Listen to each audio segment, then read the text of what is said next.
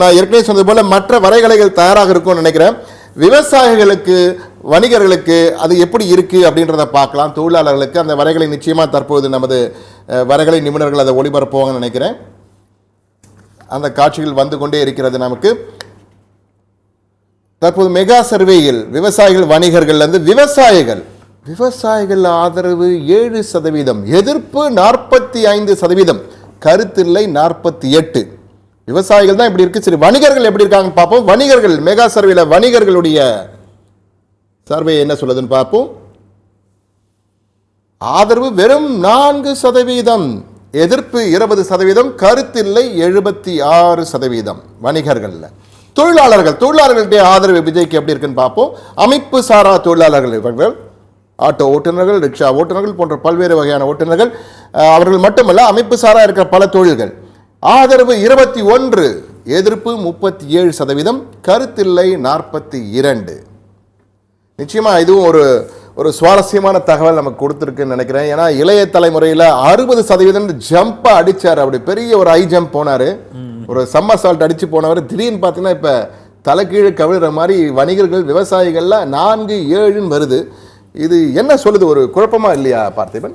இல்லை, எனக்கு இது குழப்பமா இல்லை. ஏன்னா இதில் ஏஜ் குரூப் நம்ம பிரிக்கல. விவசாயி, வணிகர், தொழிலாளர் அப்படின்னாலே அவர்கள் வந்து 40 வயசுக்கு மேலே அப்படின்னு நம்ம வச்சு, அப்போ அவங்க அந்த யங்ஸ்டர்ஸ் கேட்டகரியில் வரமாட்டாங்க.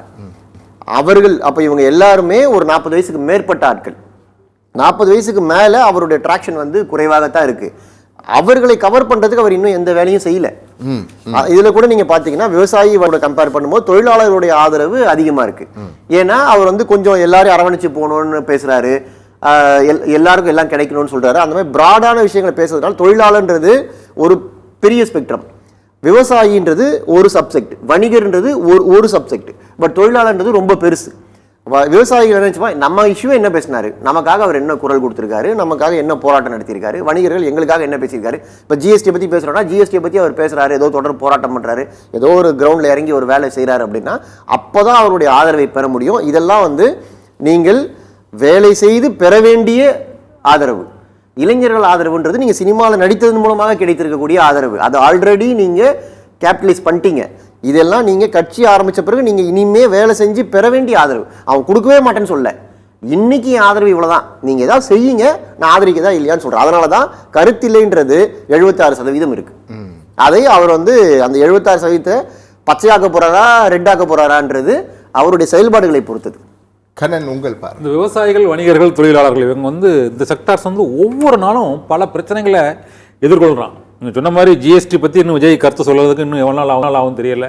விவசாயிகள் பிரச்சனைகள் பற்றி டெல்லியில் போராட்டம் நடத்திட்டு இருக்காங்க டெய்லி, அதை பற்றி எப்போ கருத்து சொல்ல போகிறான்னு தெரியல.